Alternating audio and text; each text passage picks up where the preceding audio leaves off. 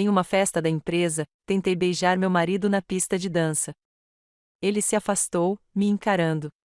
Sério, pare. Você está fazendo um escândalo. Eu não quero ficar presa. Com um olhar penetrante, tirei meu anel e o coloquei sobre a mesa. Com o tilintar, meu status de solteira se tornou o drama mais comentado da noite. Não quero mais ser visto como alguém comprometido, principalmente por ela. A voz de Adakuz ecoou no viva voz do meu telefone às 5h30 da manhã, enchendo nossa cozinha vazia com as palavras que lhe disse a Scarlett Blackwood 3 noites antes na festa da empresa. Eu estava bem atrás da palmeira no vaso, perto o suficiente para sentir o cheiro da colônia dele misturada com o perfume dela, perto o suficiente para ouvi-lo rir quando ela me chamava de patética. O resto da gravação continha os planos deles para Dubai, para levar Emma, para destruir tudo enquanto eu fazia o papel da esposa obediente fazendo seu expresso matinal. Minha mão tremia quando adicionei 2 cubos de açúcar à sua xícara, sabendo que esse seria o último café que eu faria para ele. A casa de arenito marrom do Lincoln Park parecia um mausoléu na escuridão que antecede o amanhecer.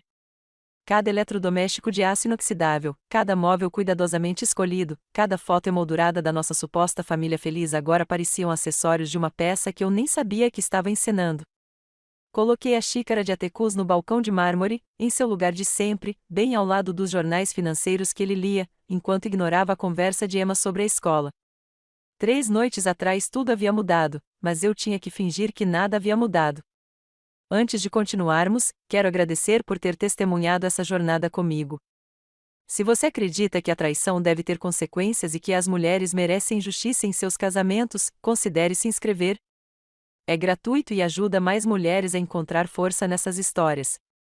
Emma ainda estava dormindo no andar de cima, segura em seu quarto com tema de princesa, sem saber que seu pai estava planejando levá-la para Dubai com seu sócio.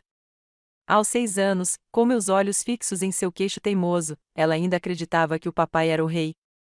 Ela não sabia dos recitais perdidos, das promessas quebradas ou da maneira como ele começou a lhe ensinar que a mamãe era muito emotiva sempre que eu expressava qualquer necessidade de afeto básico.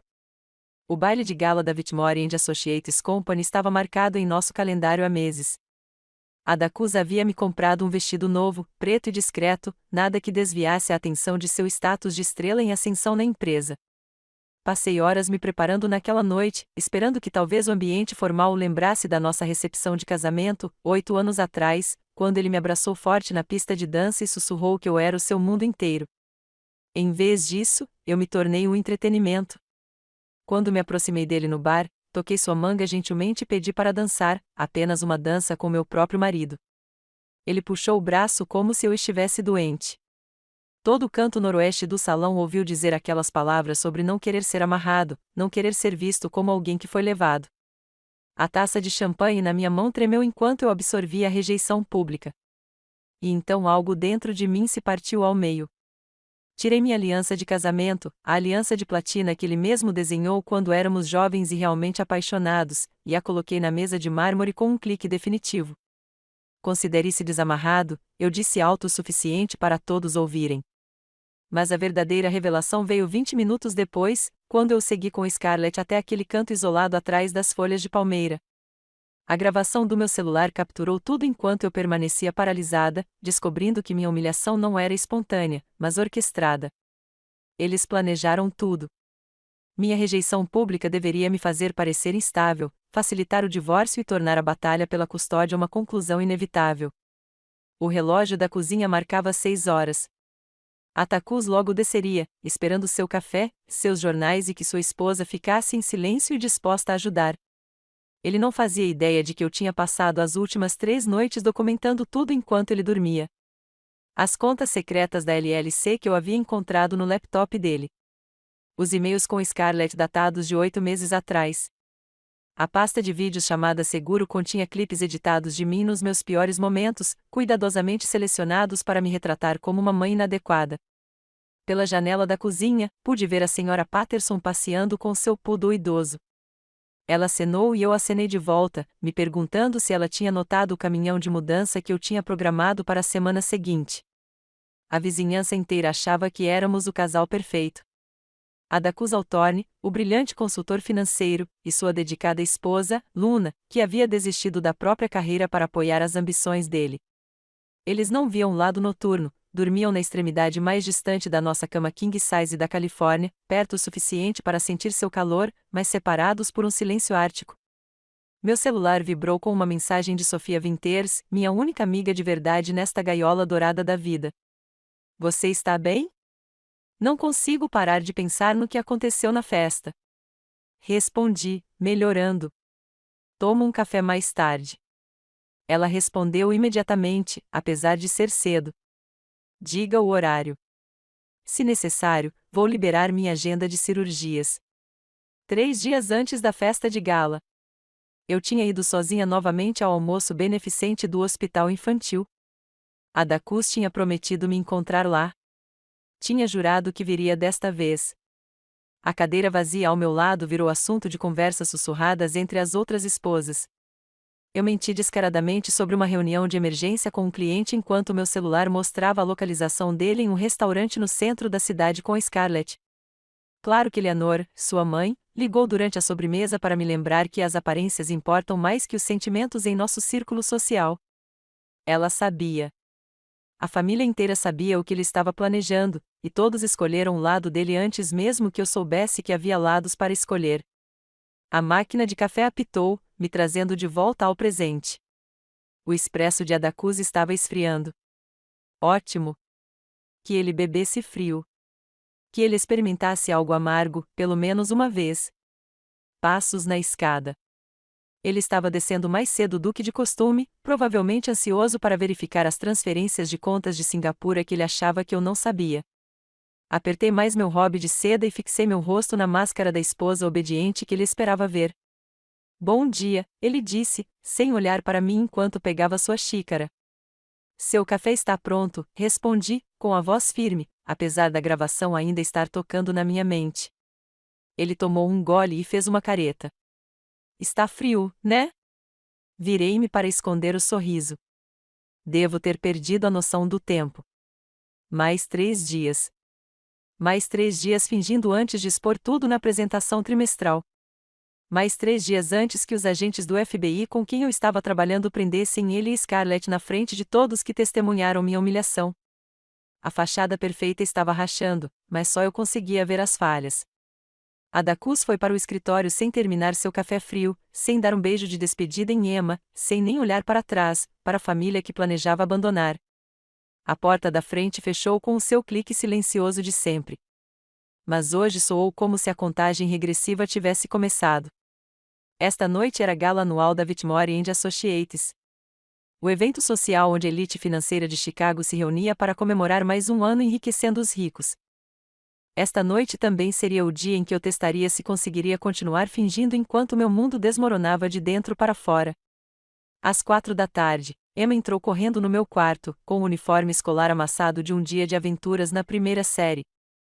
Ela me encontrou sentada na penteadeira, olhando para o vestido preto de festa pendurado na porta do armário.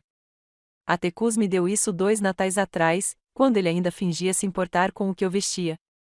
Quando seus presentes vinham com beijos em vez de expectativas. Você está linda, mamãe, disse Emma, subindo no meu colo. Seus dedos pequenos percorreram a escova de prata na penteadeira, a mesma que minha mãe me dera antes de morrer, antes de eu saber o que era a verdadeira solidão. Me ajuda com meu colar? Perguntei, segurando o colar de pérolas que a Tacus me deu no nosso 5º aniversário. O rosto de Emma se iluminou com importância enquanto ela estava atrás de mim, seus dedinhos trabalhando o fecho delicado com a concentração de um cirurgião. Por que o papai saiu mais cedo sem a gente? Ela perguntou, olhando nos meus olhos pelo espelho. Ele disse que iríamos todos juntos. A mentira veio tão facilmente agora. Reunião de negócios importante, querida. Você sabe como é o trabalho do papai. Borrifei o perfume que ele certa vez disse que o deixava louco. Embora hoje em dia ele mal percebesse se eu estivesse no quarto. O cheiro parecia uma armadura, como se eu usasse muitas das coisas que ele amava, ele pudesse se lembrar do motivo pelo qual se casou comigo. Jennifer chegou às 6h30, nossa babá habitual, que testemunhou mais do declínio da nossa família do que qualquer estudante universitário deveria. Ela não fez mais comentários quando Emma perguntou por que o papai perdeu a hora de dormir de novo, e não levantou sobrancelhas quando cheguei em casa com os olhos vermelhos de tanto chorar no carro.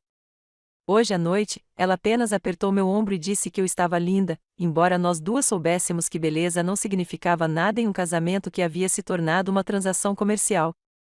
O salão de baile do Fairmont Hotel brilhava com um tipo de riqueza ostentosa que me dava náuseas. Lustres de cristal lançavam padrões de arco-íris sobre mesas cobertas de seda marfim. Cada peça central valia mais do que o aluguel mensal da maioria das pessoas. Cheguei sozinha, como de costume, e procurei pela silhueta familiar de Atticus. Encontrei-o no bar, Scarlett Blackwood encostada ao seu lado como se pertencesse àquele lugar. Suas unhas vermelhas repousavam em seu antebraço, possessivas e ousadas.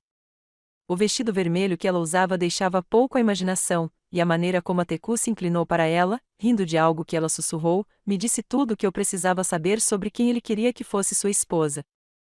Os outros convidados fingiram não notar, mas percebi os olhares de soslaio, as sobrancelhas levantadas, as especulações sussurradas atrás de taças de champanhe. Alisei meu vestido preto conservador e caminhei em direção a eles, cada passo parecendo caminhar em direção à minha própria execução. O quarteto de jazz tocou algo sensual e romântico. Os casais já dançavam na pista. E pensei em todas as danças que Atticus e eu compartilhamos ao longo dos anos. No nosso casamento, em que ele me girou até eu ficar tonta de alegria. Nosso primeiro aniversário, quando ele me inclinou dramaticamente só para me fazer rir. Quando paramos de dançar? Atticus, eu disse, tocando sua manga delicadamente. Você dançaria comigo? Toda a seção noroeste do salão de baile pareceu parar, as conversas foram sumindo enquanto as pessoas sentiam que o drama estava se formando. Os lábios de Scarlett se curvaram em um sorriso irônico, e ela deu um passo para trás, dando espaço para que ele realizasse qualquer crueldade que tivesse ensaiado. Ele puxou o braço para longe do meu toque com tanta violência que champanhe espirrou da taça de um convidado próximo. Seu rosto se contorceu de desgosto, como se eu o tivesse convidado para dançar em brasas em vez de na pista de um salão de baile. Sério, Luna, você está fazendo uma cena. Sua voz carregava aquele tom particular de desprezo que ele normalmente reservava para funcionários incompetentes. Então vieram as palavras que mudaram tudo ainda mais, garantindo que o público ouvisse cada sílaba. Eu não quero ficar preso. A sala ficou sem fôlego. Alguém deixou cair um garfo, e o metal bateu na porcelana. Minha mão se moveu sem pensar, deslizando minha aliança do dedo. O anel de platina refletiu a luz dos lustres quando coloquei no balcão de mármore. O clique suave audível no silêncio repentino. Considere-se desamarrado, eu disse, surpreso com a firmeza da minha voz quando meu peito parecia estar cedendo. Telefones surgiram dos bolsos e bolsas, todos documentando a implosão espetacular do casamento de Hawthorne. Fiquei ali por um momento, deixando que eles registrassem tudo antes de caminhar em direção ao banheiro feminino com a cabeça erguida, recusando-me a dar a eles o colapso que tanto desejavam. Sofia me encontrou encostada na pia de mármore, minhas mãos agarrando a borda com força suficiente para doer. Ela não disse nada no começo, apenas segurou meu cabelo para trás enquanto eu me curvava, lutando contra uma náusea que não tinha nada a ver com champanhe. Metade da sala acha que você é a mulher mais corajosa de Chicago, ela sussurrou. A outra metade acha que você perdeu a cabeça. Talvez as duas coisas sejam verdade. Consegui dizer isso, jogando água fria nos pulsos. Pela porta do banheiro, ouvimos vozes do departamento de contabilidade. Você viu o Atticus e aquela Scarlett? Eles saíram juntos logo depois da cena da Luna, sem nem tentar esconder mais. A mão de Sofia apertou meu ombro, mas eu já estava me movendo, saindo do banheiro com uma calma que não sentia. Segui o rastro de seus perfumes e colônias caros pelo labirinto de corredores do hotel até ouvir suas vozes vindas de um lounge privativo. Meus saltos soaram em silêncio no carpete grosso. Posicionei-me atrás de uma tela decorativa ornamentada, perto o suficiente para ouvir tudo. Meu telefone gravou cada palavra enquanto a verdade era revelada em sua crueldade casual. 8 meses de planejamento e deu tudo certo, disse Scarlett, com a voz embargada de satisfação. Ela parecia completamente desequilibrada. Nenhum juiz lhe dará a guarda depois daquela demonstração. As contas de Singapura estão prontas, respondeu Atticus. Assim que o divórcio for finalizado, transferiremos tudo. Ela fica com a casa e a hipoteca. Eu fico com a liberdade e com a Emma. Pobre Luna, Scarlett riu. Tão pateticamente óbvia em sua devoção. Ela realmente acha que você se importa com essa rotina de dona de casa? O café todas as manhãs. Os jantares perfeitos em família. Emma estaria melhor sem sua mãe estável, disse a Decus, e eu mordi minha mão com força suficiente para tirar sangue. O gosto de cobre me mantinha firme quando eu queria gritar. Luna é muito emotiva, muito carente. Mas alguns incidentes públicos como o de hoje, e a batalha pela custódia nem vai ser uma briga. Eles continuaram conversando, delineando planos para Dubai, estratégias de custódia e manipulações financeiras enquanto eu permanecia paralisado. Meu celular capturava evidências que destruiriam os dois. Quando eles finalmente foram embora, rindo do meu colapso, fiquei atrás do biombo, com sangue escorrendo da palma da minha mão, finalmente entendendo que meu casamento não tinha acabado só naquela noite. Ela havia sido assassinada lenta e deliberadamente pelo homem que prometeu me amar para sempre. O sangue da minha mão mordida pingou no carpete do hotel enquanto eu cambaleava para fora de trás da tela decorativa, minhas pernas mal me sustentavam em pé. O salão privativo onde Atticus e Scarlett planejaram minha destruição ainda exalava o perfume e a colônia deles. O fantasma de suas risadas pairava no ar. De alguma forma, consegui chegar ao meu carro, dirigindo para casa no piloto automático enquanto suas palavras ecoavam repetidamente em minha mente. 8 meses. Eles estavam planejando isso há 8 meses enquanto eu fazia o café dele, criava nossa filha e fingia que nosso casamento poderia ser salvo. A manhã de sábado chegou cinzenta e chuvosa, combinando com a tempestade que se formava dentro de mim. Atticus saiu para sua partida semanal de golfe no clube de campo a 7. Seus tacos tilintando no porta-malas de seu Tesla enquanto ele dava ré sem se despedir. Emma estava na aula de arte de sábado, o que me deu 3 horas preciosas sozinho em casa. 3 horas para encontrar provas do que eu tinha ouvido. A porta do seu escritório estava aberta, convidativa. O laptop estava sobre a mesa de mogno, fechado, mas não trancado no cofre como de costume. Descuidado. Ou talvez ele pensasse que eu estava quebrado demais, estúpido demais para olhar. Meus dedos tremiam quando abri. A tela pedia uma senha, como um guardião no portão. Aniversário da Emma. Claro, ele usava esse dia para tudo desde que ela nasceu. 6 horas e 15 para a zona 8. A tela foi desbloqueada, revelando uma área de trabalho organizada com a precisão de alguém escondendo algo. Pastas financeiras alinhadas em fileiras perfeitas, cada uma etiquetada com nomes de clientes que reconheci de conversas em jantares. A pasta chamada Finanças Pessoais deveria conter nossos investimentos conjuntos, planos de aposentadoria e a papelada banal de uma vida compartilhada. Em vez disso, encontrei um labirinto de documentos de LLC, extratos de contas offshore e planilhas do Excel que me embrulharam o estômago. 3 anos. Durante 3 anos, ele desviou dinheiro de clientes idosos da Whitmore & Associates, escondendo-o em contas em Singapura e nas Ilhas Cayman sob nomes de empresas de fachada. O fundo de aposentadoria da Sra. Rotem, que ela confiou a Decus após a morte do marido, apresentou saldo zero. As economias do Sr. Shen, destinadas à educação dos netos, desapareceram em uma conta chamada Phoenix Rising LLC. Cada roubo foi meticulosamente documentado, cada vítima era alguém que confiou seu futuro ao meu marido. Mas a planilha que me quebrou era intitulada Projeções para o Acordo de Divórcio. Cada bem que tínhamos tinha uma cor. Verde para ele, vermelho para mim. A casa hipotecada em 90% do seu valor brilhava no vermelho. As contas poupança misteriosamente se esvaziaram nos últimos meses. Vermelho. Não consegui mexer na carteira de investimentos transferida para contas no exterior. Verde. Ele calculou tudo até o último centavo, incluindo o que economizaria em pensão alimentícia ao provar que eu era mentalmente incapaz. Uma subpasta chamada Seguros chamou minha atenção.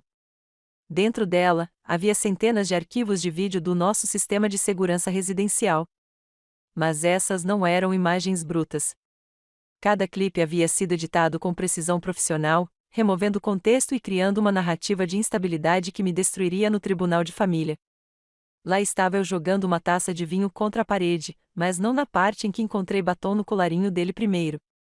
Lá estava eu chorando histericamente na cozinha, mas não na parte em que ele me contou que o câncer do meu pai havia retornado. Lá estava eu gritando com Emma sobre o suco derramado, Mas não sobra a parte em que fiquei acordada por 36 horas com a virose estomacal dela enquanto ele trabalhava até tarde com Scarlett. Os registros de tempo revelaram a verdade. Ele vinha colecionando esses momentos há mais de um ano, provocando discussões de propósito quando as câmeras estavam posicionadas corretamente, apertando todos os botões que aprendera em 8 anos de casamento. Na noite em que ele acidentalmente quebrou a porcelana da minha mãe, a única coisa que me restava dela, ele se posicionou perfeitamente fora do quadro enquanto capturava minha reação devastada. Copiei tudo para um pendrive, depois para outro e enviei tudo por e-mail para uma nova conta que ele nem sabia que existia. Minhas mãos se moviam mecanicamente enquanto minha mente girava com a crueldade calculada de tudo aquilo. Naquela noite, Emma conversou durante o jantar sobre sua aula de arte, mostrando-me a borboleta que ela havia pintado em aquarela. Asas roxas com manchas douradas, ela explicou por que essas eram as cores da magia. Então, com a mesma naturalidade de respirar, ela mencionou algo que me fez gelar o sangue. A amiga do papai, Scarlett, é muito legal. Ela me comprou a nova boneca American Girl semana passada, quando me pegou na escola. Larguei o garfo com cuidado, mantendo a voz calma. Scarlett foi te buscar na escola. Às vezes, quando a Jennifer não consegue. Emma girou seu espaguete, alheia ao meu pânico crescente. Ela me leva para tomar sorvete e pergunta como foi o meu dia. Ela quer muito saber se você está se sentindo bem, mamãe. Ela diz: você parece cansada ultimamente. A sala se inclinou. Minha filha de 6 anos havia sido interrogada pela amante do meu marido, subornada com bonecas e sorvete para relatar meu estado mental. Cada frustração maternal, cada momento de exaustão, cada vez que perdi a paciência foram reunidos como munição. O que mais Scarlett pergunta? Emma deu de ombros, já perdendo o interesse em coisas como se você chora muito ou se fica com raiva. Eu disse a ela: às vezes você só chora quando pensa que estou dormindo. Na manhã de domingo, Eleanor, minha sogra, chegou sem avisar, com sua batida característica. 3 pancadas bruscas que soaram como um julgamento em pessoa. Ela entrou no meu saguão usando Chanel e condescendência, seus olhos procurando evidências do colapso sobre o qual seu filho a havia alertado. Luna, querida, disse ela, embora o carinho fosse ácido. Você parece exausta. Talvez precise de uma pequena pausa. Eu poderia ficar com a Emma por algumas semanas. Te dar um tempo para descansar. Código para avaliação psiquiátrica. Reconheço a configuração imediatamente. É gentil da sua parte, Eleanor, mas Emma tem aula. As férias de verão estão chegando. Ela se acomodou no meu sofá sem ser convidada. Sua postura era impecável, mesmo enquanto fazia ameaças. O divórcio é tão difícil para as crianças, especialmente quando as mães não conseguem proporcionar estabilidade adequada. Os tribunais levam essas coisas em consideração. Sabe, o sorriso que ela me deu poderia ter cortado o vidro. Ela fazia parte disso desde o começo. Cada jantar em família em que ela questionava minha educação parental, cada feriado em que ela notava minha volatilidade emocional, tudo isso só servia para construir um caso contra mim. A estabilidade de Emma vem de manter a rotina com a mãe. Respondi, sorrindo como ela, com firmeza. A máscara de Eleanor caiu por um momento, revelando frustração por eu não estar desmoronando conforme o roteiro. Ela saiu com beijos no ar e a promessa de que voltaria em breve, o que soou mais como uma ameaça do que como uma preocupação. O perfume de Eleanor permaneceu no meu hall de entrada muito depois de ela ter ido embora.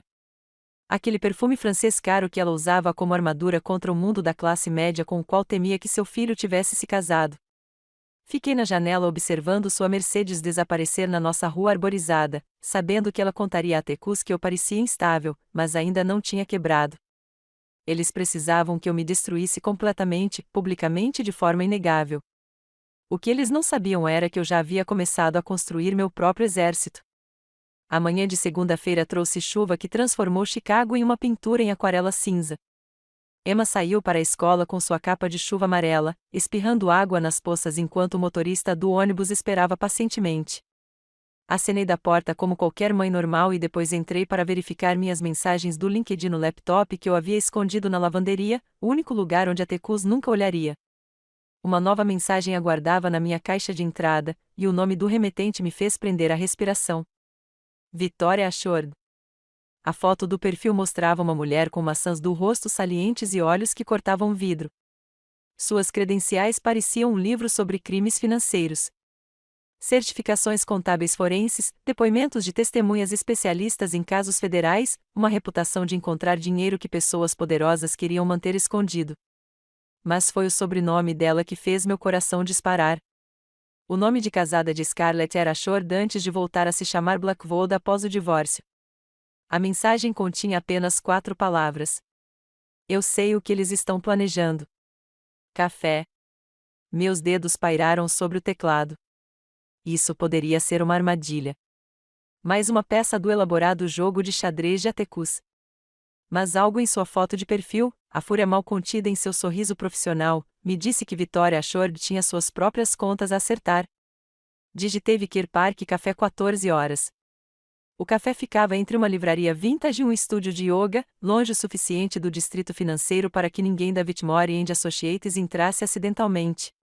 Cheguei 20 minutos mais cedo, escolhendo uma mesa de canto com vista para ambas as saídas. Velhos hábitos de um casamento construído sobre mentiras. Sempre saiba suas rotas de fuga. Victoria Ashord entrou exatamente às 2 horas. Movendo-se com a precisão controlada de alguém que aprendeu a canalizar a raiva para um propósito. Ela usava um terninho cinza escuro que era sério. Seu cabelo escuro estava preso num coque que parecia capaz de resistir a um furacão. Sem me cumprimentar ou me dizer coisas gentis, ela sentou-se à minha frente e deslizou um pendrive sobre a mesa. Scarlett destruiu meu irmão, disse ela, em voz baixa e firme. Esvaziou suas contas, plantou evidências de casos que nunca aconteceram, convenceu um juiz de que ele era instável. Ele levou os filhos, a casa, a reputação. Quando ela terminou, David não tinha mais nada além de dívidas e um cronograma de visitas supervisionado que o tratava como um criminoso. Ela fez uma pausa, deixando o peso de suas palavras se acomodar entre nós. Quando soube que ela estava fazendo mágica no seu marido, comecei a investigar. O que descobri vai além da destruição conjugal. Sr. Althorne, seu marido e minha ex-cunhada são criminosos. O pendrive pesava na minha palma. O que tem aqui? 4 milhões de dólares em apropriação indébita de clientes da Whitmore & Associates, idosos, principalmente fundos de aposentadoria, economias de uma vida inteira, heranças destinadas aos netos. Eles movimentam dinheiro por meio de empresas Shell há 3 anos, usando a experiência financeira de Scarlett e o relacionamento com os clientes do seu marido. Victoria apertou o maxilar. Meu irmão estava só praticando. Você e os clientes do seu marido são os verdadeiros. Ela pegou o telefone e me mostrou documento após documento, extratos de conta com saques enormes. E-mails entre Atticus e Scarlett discutindo o projeto Fênix, o codinome para sua nova vida financiada por milhões roubados. Um rastro de papel que os levou por Singapura, Ilhas Cayman e, finalmente, até Dubai, onde a lei americana não podia tocá-los.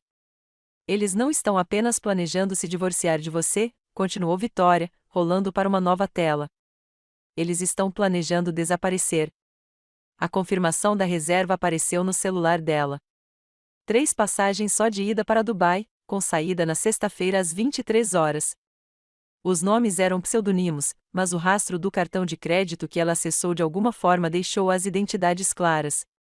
Atticus Althorne interpretando James Mitchell. Scarlett Blackwood interpretando Sarah Mitchell. E Emma Althorne interpretando Emily Mitchell, com uma data de nascimento que coincide exatamente com a da minha filha. A xícara de café escorregou da minha mão e se espatifou no chão. Um líquido quente espirrou no meu vestido, queimando o tecido, mas eu não conseguia sentir. Eles não estavam planejando uma batalha pela custódia. Eles estavam planejando um sequestro.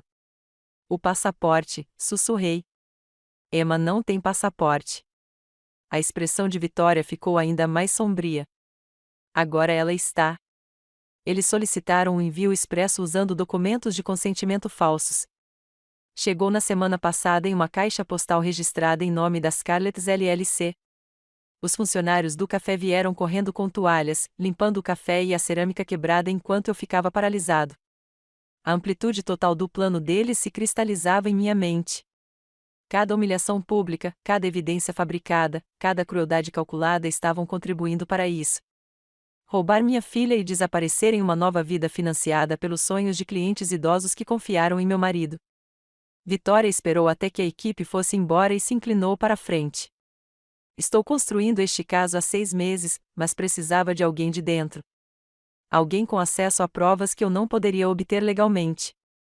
Esse alguém é você. Pelas próximas 3 horas, ficamos sentados naquela mesa de canto documentando tudo. A expertise da Vitória preencheu todas as lacunas da minha investigação amadora. Ela me mostrou como rastrear transações financeiras, como preservar evidências digitais que seriam válidas no tribunal e como construir um caso que os promotores não pudessem ignorar. Precisamos de mais uma pessoa, disse ela, sacando um telefone criptografado que eu nunca tinha visto antes.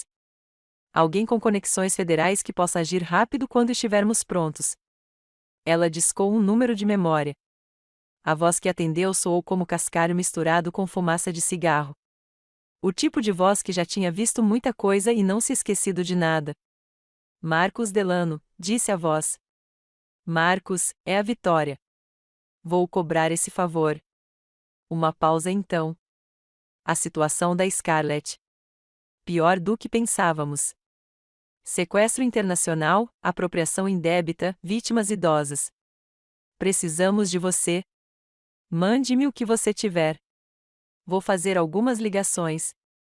Vitória desligou e se virou para mim. Marcos é ex-agente do FBI especializado em crimes financeiros.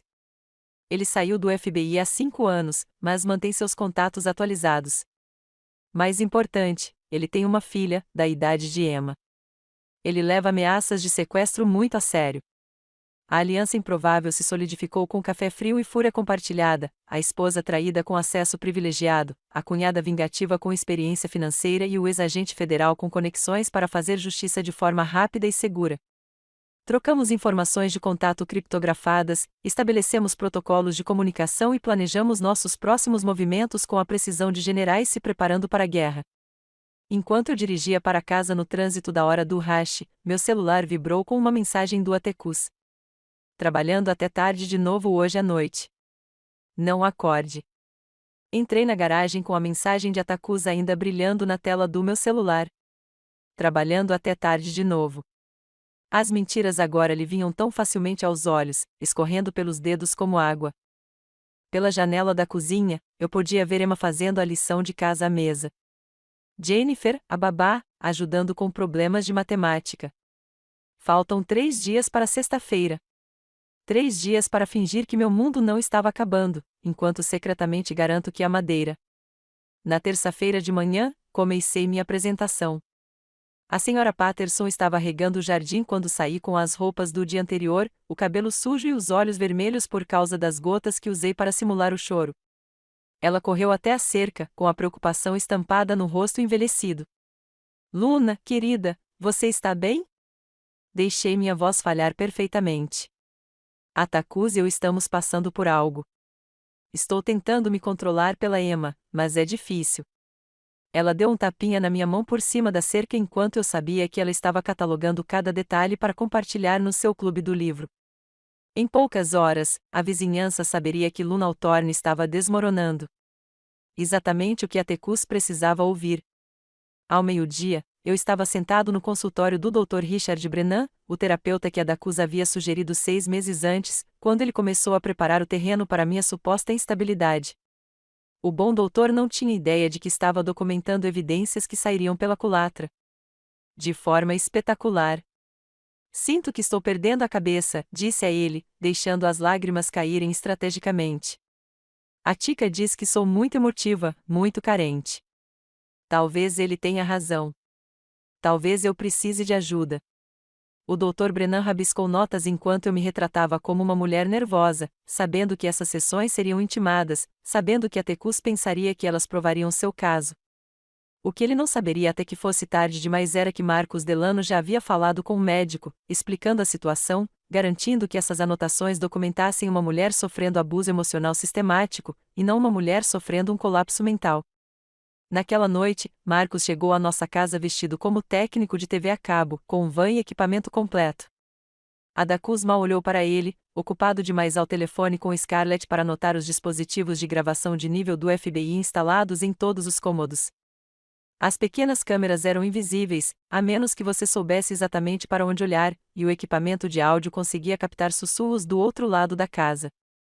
O escritório do seu marido está conectado, murmurou Marcos enquanto fingia verificar nossa conexão de internet. Sala de estar, cozinha e o corredor em frente ao quarto de Emma. Tudo vai para um servidor seguro. O que ele disser, nós teremos. Os dispositivos provaram seu valor imediatamente.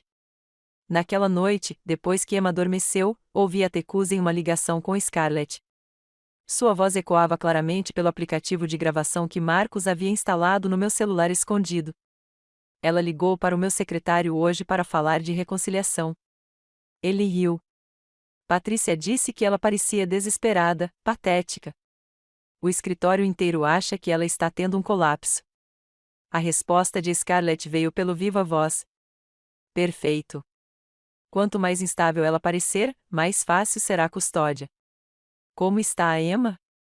Estou preparando ela. Contei a ela que a mamãe está doente e precisa de ajuda. Ela perguntou se você poderia buscá-la na escola amanhã. A menina já gosta mais de você do que da própria mãe.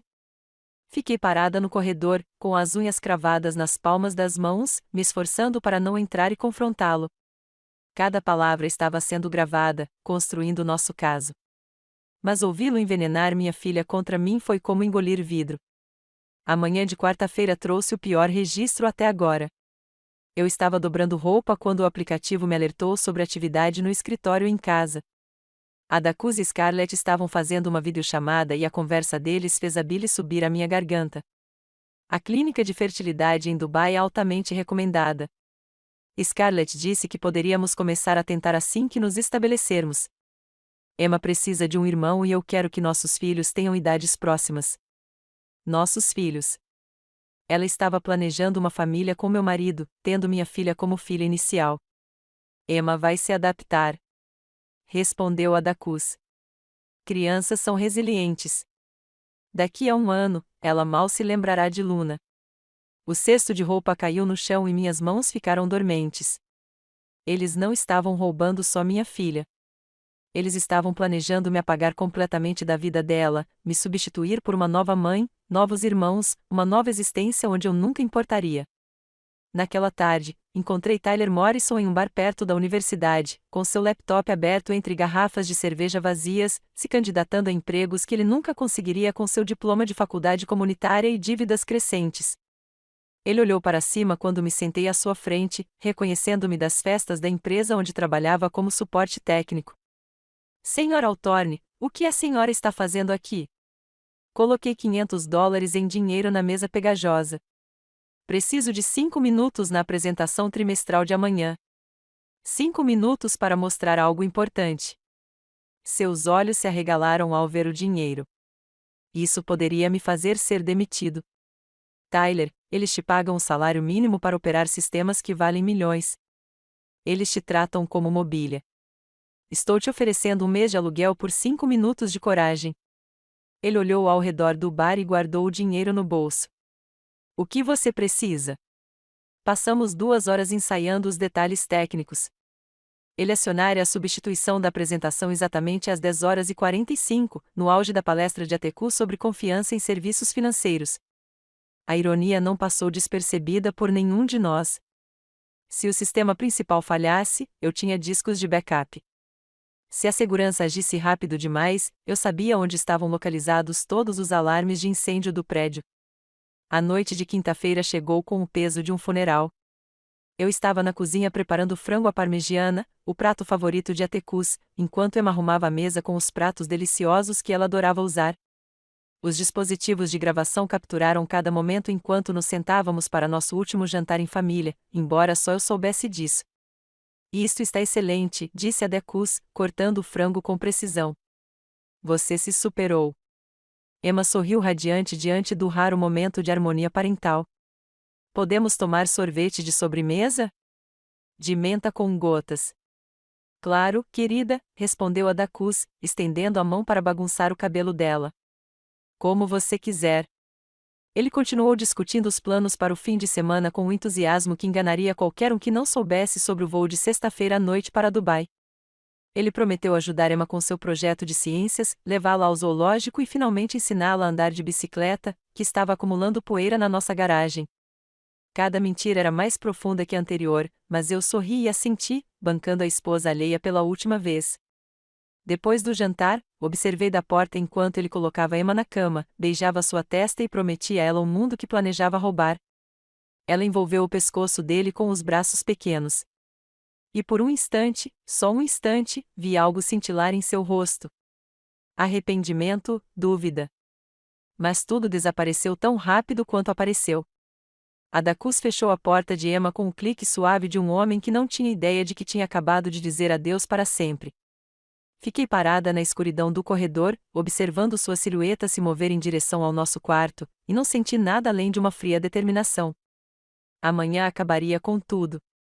O amanhecer chegou às 5h15. O céu do lado de fora da janela do nosso quarto tinha a cor de ferro velho. Atecus dormia ao meu lado, com um braço estendido sobre o espaço onde eu costumava me aconchegar nele, sua respiração profunda e tranquila. Saí da cama sem incomodá-lo. Meus movimentos eram resultado de meses de insônia matinal. O terno preto estava pendurado no armário do quarto de hóspedes, onde eu o havia escondido. O mesmo corte severo que usei no funeral do meu pai, 3 anos atrás, quando Atecus segurou minha mão durante a cerimônia e sussurrou que nunca mais me deixaria enfrentar nada sozinha.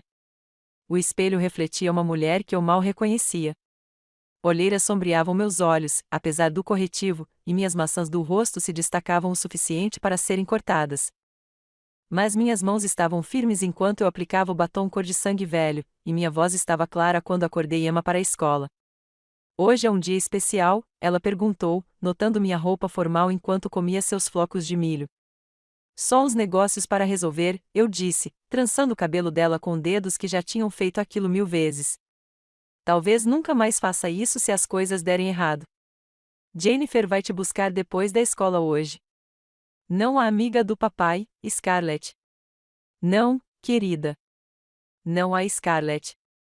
O ônibus escolar partiu às 7h45. Emma acenava do assento da janela, a mochila balançando a cada solavanco na estrada. Atecus saiu 20 minutos depois, cantarolando algo desafinado enquanto ajustava a gravata no espelho do corredor.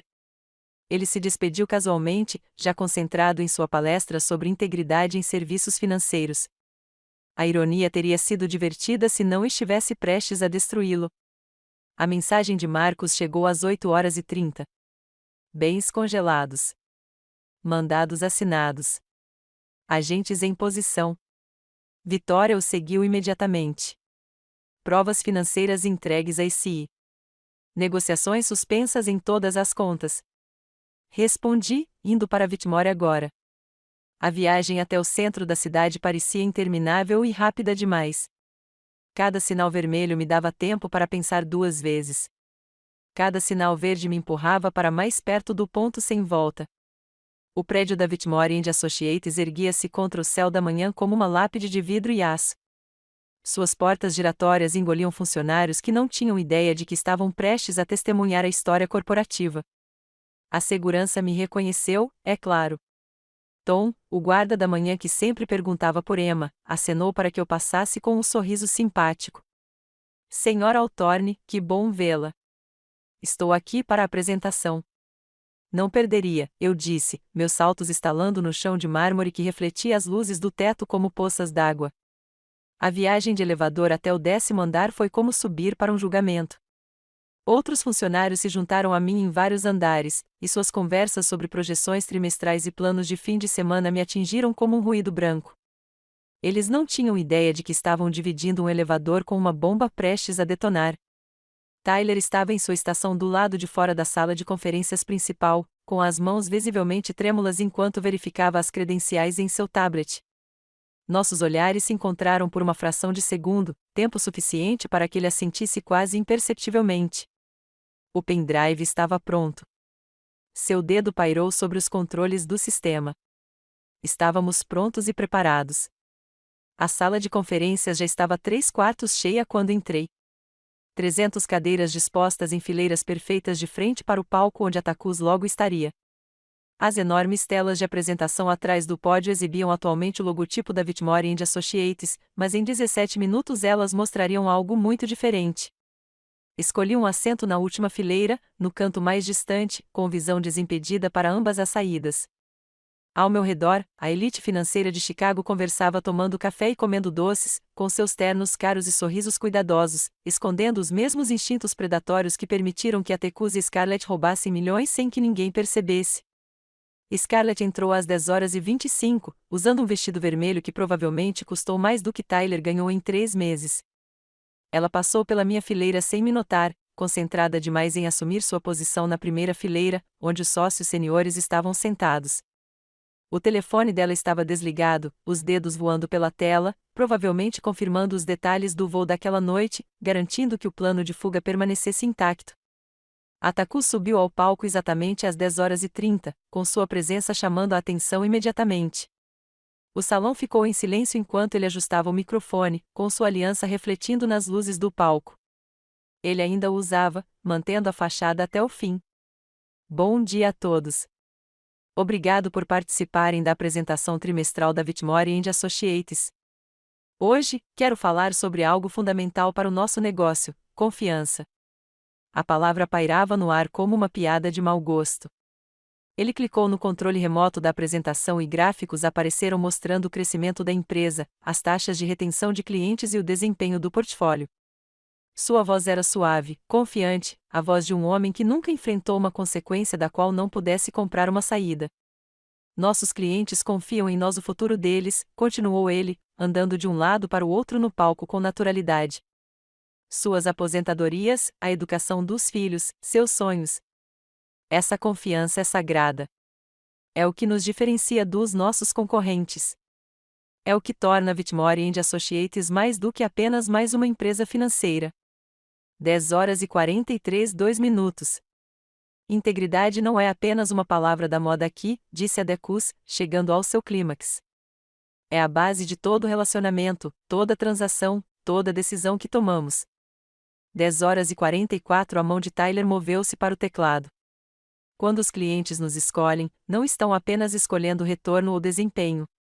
Estão escolhendo honestidade. Estão escolhendo transparência. Eles estão escolhendo. 10h45. As telas atrás dele ficaram pretas por um instante. Então, explodiram com evidências. Extratos bancários mostrando milhões desviados de clientes idosos preenchiam a tela à esquerda. A tela central exibia e-mails entre Atticus e Scarlett. Seus planos, expostos em suas próprias palavras. O portfólio da senhora Shen é perfeito. Ela nem vai notar. Mova mais 500 mil da conta Rotem. Luna é burra demais para entender isso. A tela da direita mostrava imagens de segurança da nossa casa. Atticus e Scarlett em seu escritório. Dinheiro espalhado pela mesa, ambos rindo. O áudio chegou com clareza cristalina. 4 milhões e contando. Dubai não vai saber o que o atingiu. Mas a joia da coroa foi exibida nas 3 telas simultaneamente. Uma conversa gravada na terça-feira à noite. A voz de Atticus. Emma é a chave. Quando a tivermos em Dubai, Luna não poderá nos tocar. A voz de Scarlett. O passaporte falso funcionou perfeitamente. Ele vai se adaptar. Crianças esquecem rápido. A voz de Atticus. Os clientes são apenas danos colaterais. São velhos. Não precisarão do dinheiro por muito tempo. A sala de conferências explodiu. Cadeiras raspavam no carpete enquanto as pessoas se levantavam. Telefones apareciam em todas as mãos e gritos de descrença enchiam o ar. Atticus ficou paralisado no palco, com o rosto alternando expressões. Confusão, reconhecimento, terror. Scarlett tentou correr. Enquanto a sala de conferência se precipitava no caos, ela disparou de seu assento na primeira fila em direção à saída lateral. Seu vestido vermelho era um lampejo de desespero em contraste com a decoração corporativa neutra. Mas as portas se abriram antes que ela as alcançasse, revelando o agente Morrison e outros 3 agentes do FBI que se moviam com a calma praticada por pessoas que já haviam feito isso muitas vezes antes. Ela cambaleou para trás com seus saltos de grife, seu rosto se desfazendo quando ela percebeu que não havia para onde ir. Scarlett Blackwood, você está presa por peculato, conspiração para cometer sequestro e fraude eletrônica, disse o agente Morrison, sua voz cortando o pandemônio. As algemas estalavam em seus pulsos com um som que parecia ecoar nas paredes da sala de conferências. Atticus permaneceu congelado no palco, com a boca abrindo e fechando sem emitir som, e com o controle remoto da apresentação ainda preso na mão. Quando 2 agentes se aproximaram dele, ele não resistiu, não falou nada, apenas olhou para as telas, que ainda exibiam seus crimes em alta definição. De alguma forma, as algemas não combinavam com ele, contrastando muito com seu terno caro, e eram permanentes demais para um homem que achava que as consequências eram para outras pessoas. Eleanor, que estava sentada com os membros do conselho na sessão VIP, levantou-se de repente, com um rosto cor de cinza. Ela balançou 2 vezes e então desabou nos braços do próprio Richard Whitmore, o sócio fundador que parecia ter envelhecido 10 anos em 10 minutos. Alguém pediu assistência médica enquanto a compostura perfeita de Eleanor finalmente se desfez completamente. O caso federal avançou com uma velocidade impressionante. Em 2 semanas, estávamos sentados no Tribunal do Distrito Norte de Illinois, o mesmo prédio onde Al Capone havia sido julgado por sonegação fiscal. O promotor James Morrison, um homem que parecia ter sido esculpido em granito e com fúria justificada, tratou os crimes do meu marido como afrontas pessoais à própria decência. Passei 3 horas no banco das testemunhas apresentando evidências metodicamente enquanto Atticus observava da mesa do réu. Seu advogado, um sujeito esperto chamado Harrison Cross, que cobrava $1.500 por hora, tentou de tudo. Ele sugeriu que eu era uma esposa vingativa em busca de vingança. Ele insinuou que eu havia fabricado provas. Até tentou me retratar como um cúmplice que se esquivou, mas as provas falaram mais alto que suas objeções. Senhora Altorne, perguntou Morrison durante o redirecionamento. A senhora sabia das atividades do seu marido antes do incidente do gala? Eu suspeitava que algo estava errado, eu disse, olhando diretamente para Atticus. Mas nunca imaginei que ele estivesse roubando de clientes idosos. Achei que ele estava apenas tendo um caso. As vítimas idosas testemunharam por meio de um link de vídeo de um local seguro, com seus rostos aparecendo nas telas do tribunal enquanto descreviam a confiança traída e o futuro roubado. A senhora T chorou ao explicar que o dinheiro que Atticus pegou era para pagar o tratamento de câncer do marido. A voz do Sr. Roten tremeu enquanto ele detalhava como teria que vender sua casa de 40 anos porque suas economias de aposentadoria tinham desaparecido em contas no exterior.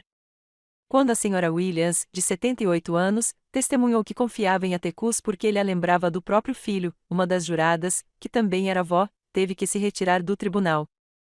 O peso da dor deles encheu o espaço como fumaça, sufocando qualquer simpatia que alguém pudesse sentir pelos réus. A pior parte veio quando os serviços de assistência social apresentaram um relatório sobre Emma. Sentei-me em uma pequena sala adjacente ao tribunal enquanto a doutora Sarah Winters, especialista em traumas infantis, entrevistava minha filha em outra sala. Através da divisória de vidro, eu podia ver Emma sentada em uma mesa de tamanho infantil, desenhando enquanto respondia a perguntas que eu não conseguia ouvir. Minhas mãos tremeram durante os 90 minutos inteiros, com Vitória ao meu lado, oferecendo apoio silencioso. Quando a doutora Winters finalmente apareceu, sua expressão era profissionalmente neutra, mas gentil. A Emma é notavelmente resiliente, disse ela, sentada à minha frente. Ela sabia que algo estava errado há meses. As crianças muitas vezes sabem mais do que imaginamos. Ela mencionou que a amiga do papai, Scarlett, prometeu a ela uma nova vida com pôneis e praias, mas ela não queria ir sem a mamãe. O alívio me inundou tão rápido. Fiquei tonta. O que ela disse sobre Atticus? Ela está confusa sobre por que o papai fez coisas ruins. Ela perguntou se ele iria para a cadeia porque não a amava mais. Garantimos a ela que as escolhas dos adultos não são culpa dela, mas ela precisará de apoio contínuo para processar isso. O tribunal me concedeu a guarda exclusiva de emergência naquela tarde.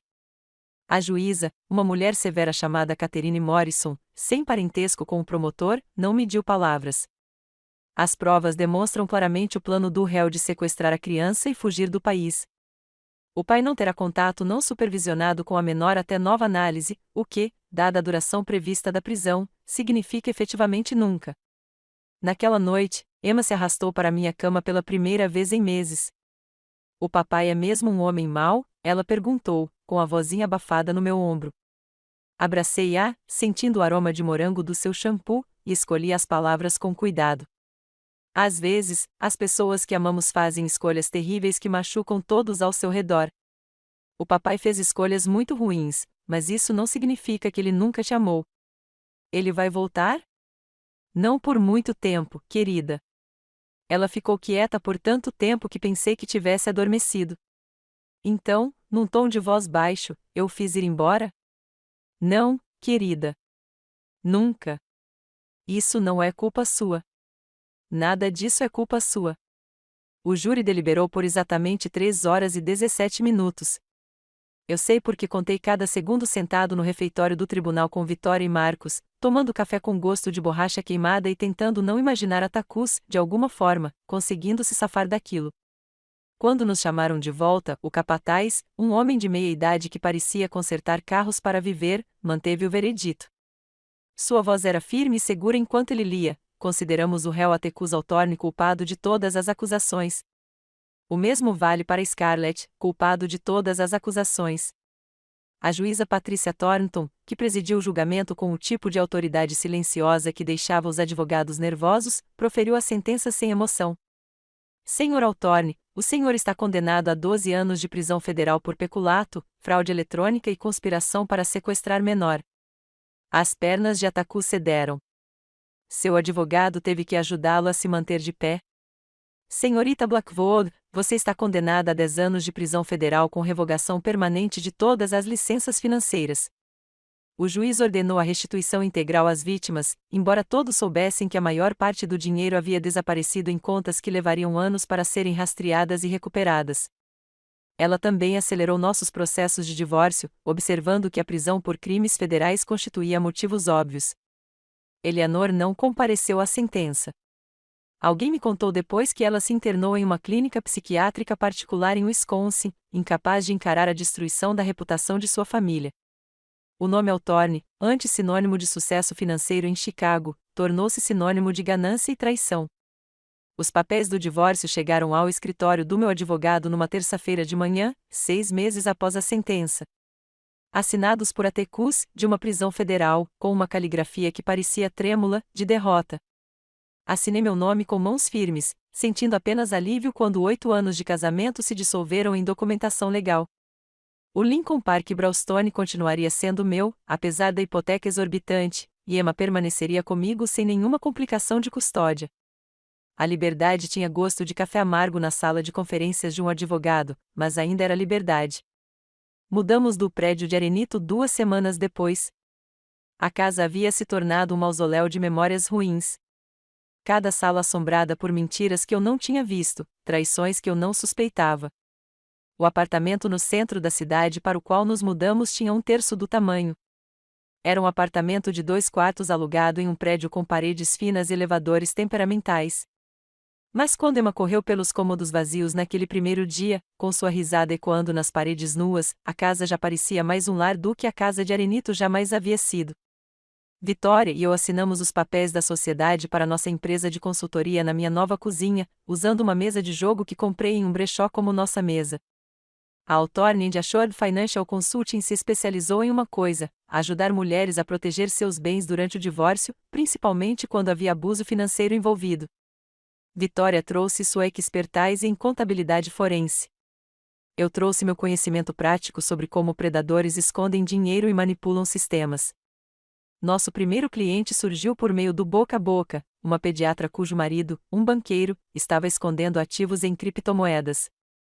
Descobrimos $2 milhões que ele alegava não existirem. E de repente nossos telefones não paravam de tocar.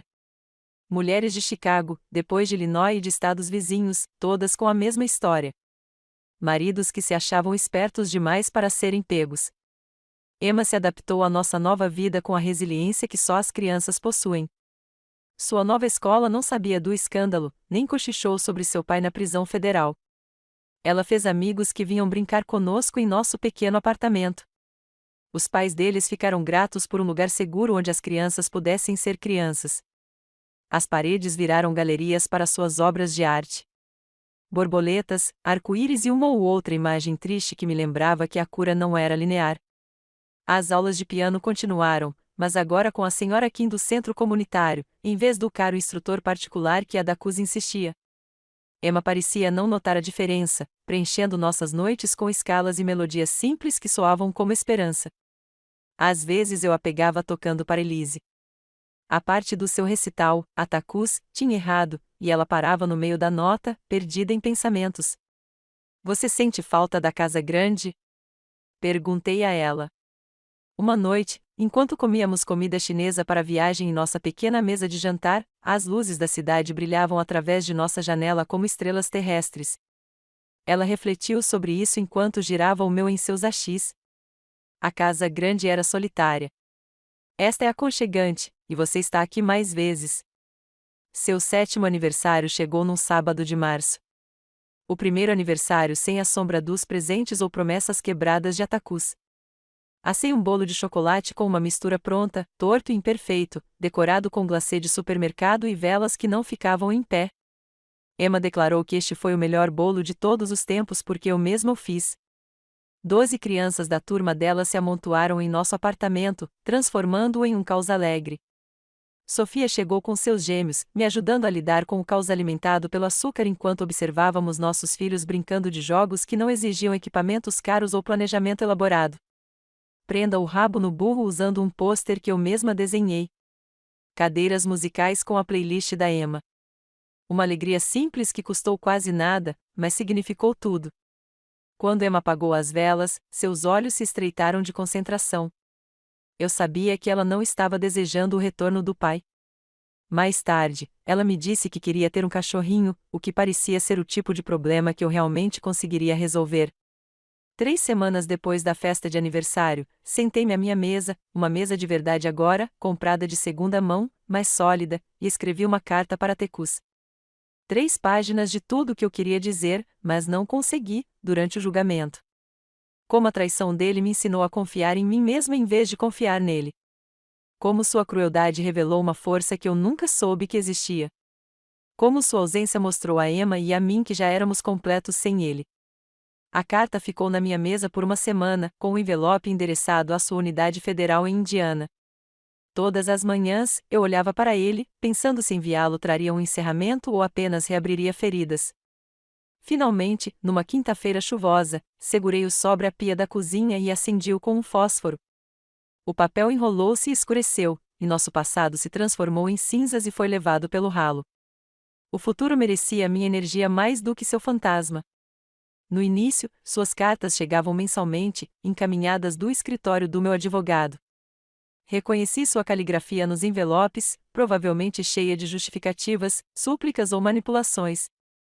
Eles foram direto para uma caixa no armário, sem serem abertos. Com o tempo, diminuíram o ritmo para intervalos de poucos meses, e depois pararam completamente. Scarlett nunca escreveu nada, provavelmente orgulhosa demais para reconhecer no que havia se tornado. 2 anos depois daquela gala horrível em uma noite quente de outubro, eu estava em nossa pequena varanda enquanto Emma praticava piano lá dentro. A melodia da sonata ao luar soou pela porta de correr, mais complexa do que qualquer coisa que ela pudesse ter tocado antes.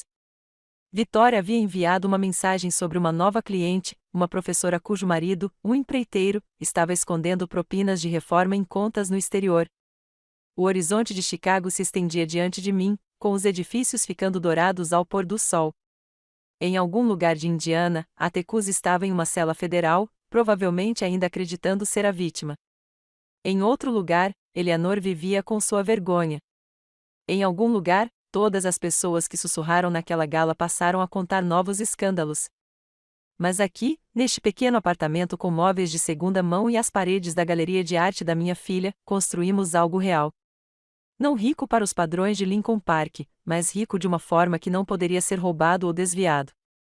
Emma aprendeu que o amor não deve machucar, que promessas devem ser cumpridas, que apartamentos pequenos podem conter mais felicidade do que mansões vazias. A cachorrinha, uma cadela resgatada chamada Emma, latiu de dentro, provavelmente implorando pelo jantar. A mensagem de Vitória voltou, dessa vez sobre contratar um assistente porque tínhamos muitos clientes. Emma começou a tocar uma música que eu não reconheci. Algo que ela mesma estava compondo, ela me contou com orgulho. Essa história de traição e justiça te deixou sem fôlego. Clique em curtir agora mesmo. Minha parte favorita foi quando Luna colocou sua aliança de casamento naquela mesa de mármore, sabendo que estava prestes a expor tudo. Qual foi o seu momento favorito de vingança? Deixe nos comentários abaixo. Não perca mais histórias emocionantes de triunfo como esta. Inscreva-se e ative o sininho de notificação para não perder nenhuma publicação.